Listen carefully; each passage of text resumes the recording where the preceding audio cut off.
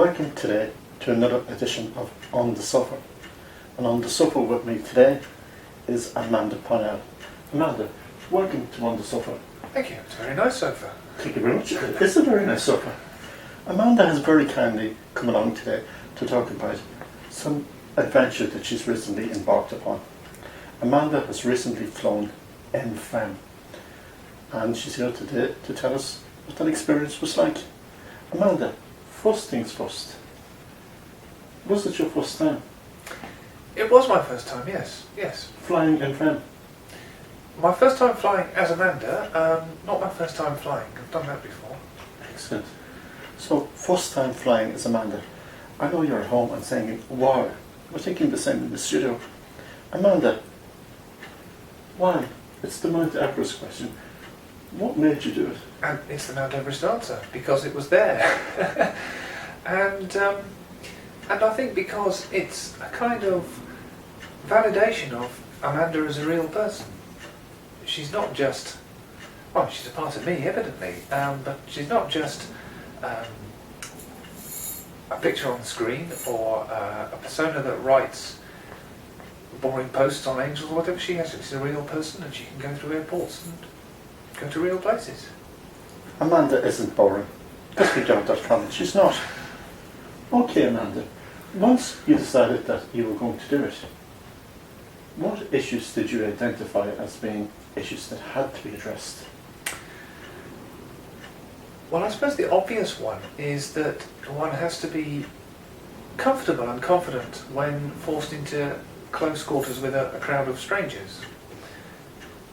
So that's perhaps the first thing. But the second thing, and perhaps the scarier thing, is that you have to deal with quite a lot of officialdom in the process of passing through an airport.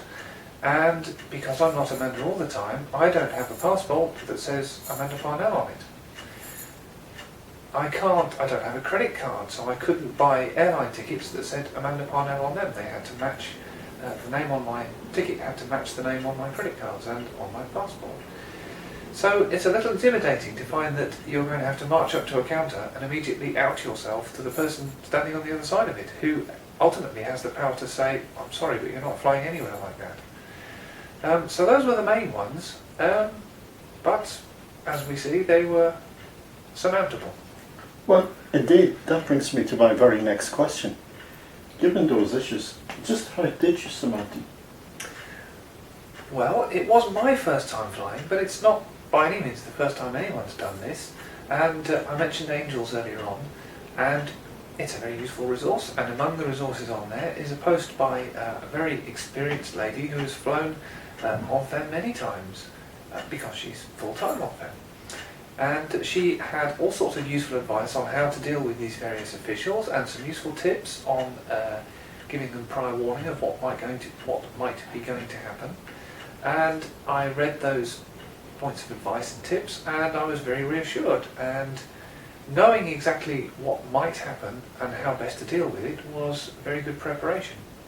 So what you're saying, Amanda, is that an information resource like Angels and the sharing of information by other T-girls is very important.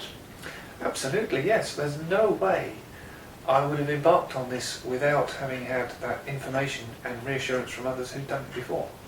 Well, that means that having now done it, what advice would you give to others? Well, my first piece of advice would be read the advice that you can find from others online. Very good advice. And my second piece of advice would be to think your way through the process, to imagine your way through the process. You'll have seen on coverage of Winter Olympics and things like that, that skiers and what are those people that ride tea trays down ice runs? Bobsledders. Yes, those sorts of people, yes. You see them standing before they launch themselves down the slope, imagining their way around all the various corners. And they say that doing that imagining process is almost as good as practicing it for real. And I find that that works for me. And if I can imagine myself doing a thing, or if I have imagined myself doing it, I can do it for real. So imagine your way through the whole process. Imagine yourself walking up to the checking desk. What are you going to say? And the same when you come to the next security check. What are you going to say to the chap that looks at your passport and thinks, hang on, this doesn't look like the person standing in front of me. How are you going to deal with that? And at each stage through the process, imagine how you're going to deal with it. Have something ready to say so that you're not caught tongue-tied. It's the way with all of these things, that if you look as if you know what you're doing and as if it's the most normal thing in the world, generally people will fall into line and follow along with that, even if they're officials. And a smile goes a long way to ease the process. And we all know Amanda can smile, don't we? Now, we've discussed the theory, we've discussed the issues, and we've discussed the advice. But I think what we're most interested in now is the actual experience. So could you take us through it from the time that you got to the airport until the time you came out of the airport at the other end? Okay, well let me see. I went and parked in the car park, and this is one of these airports where you have to catch a shuttle bus from the car park to the terminal. So I first discovered that it was quite a drafty day, and I was a little underdressed for waiting for a shuttle bus because I missed one that was just leaving. I was rather disappointed actually.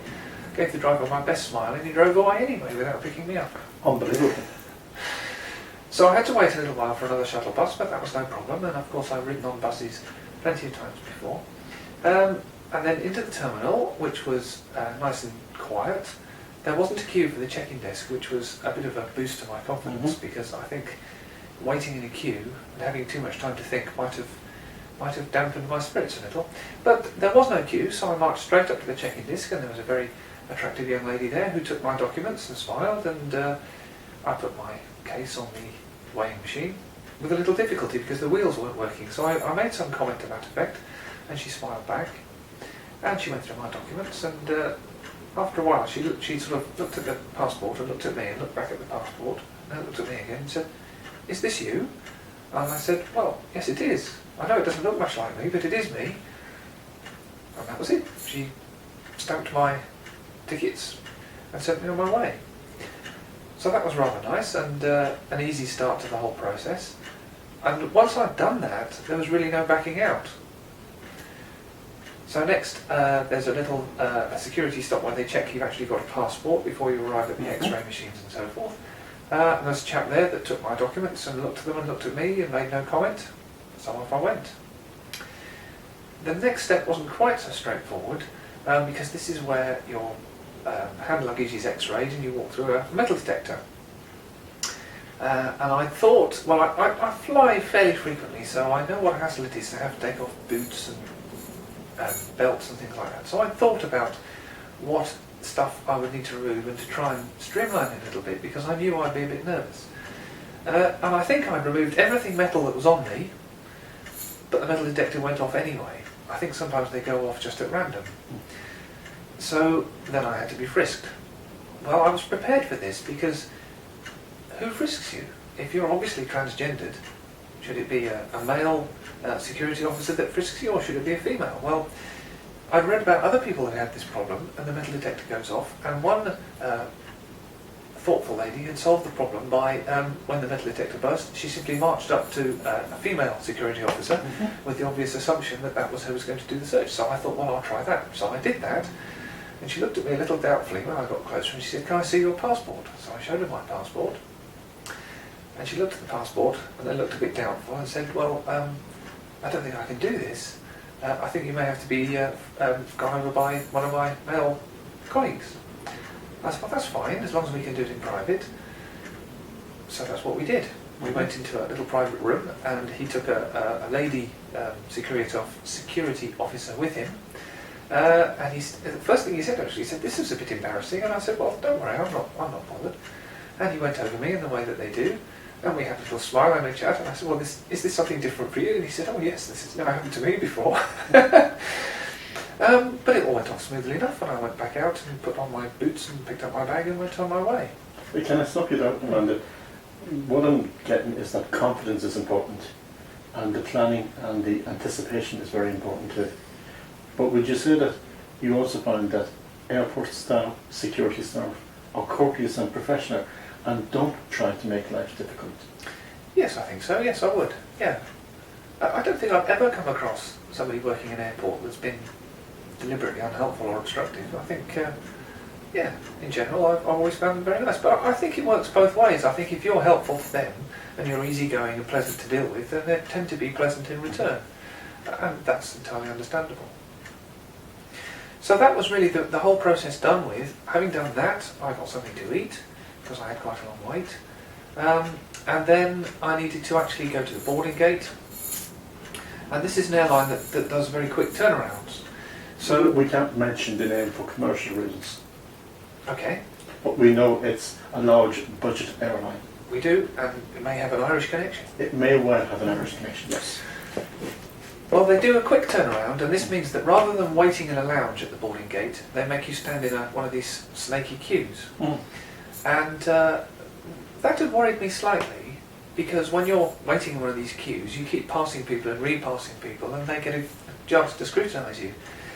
And I knew that would be a little nerve-wracking for me, so I deliberately had a means of distracting myself. I had my Kindle with me, and I simply read my Kindle whenever we were standing still. And it wasn't a problem, although I think I may have been the tallest person in the room. Maybe I'm attractive. And perhaps also the most attractive. Well, there again, that's not for me to say. I've just said it.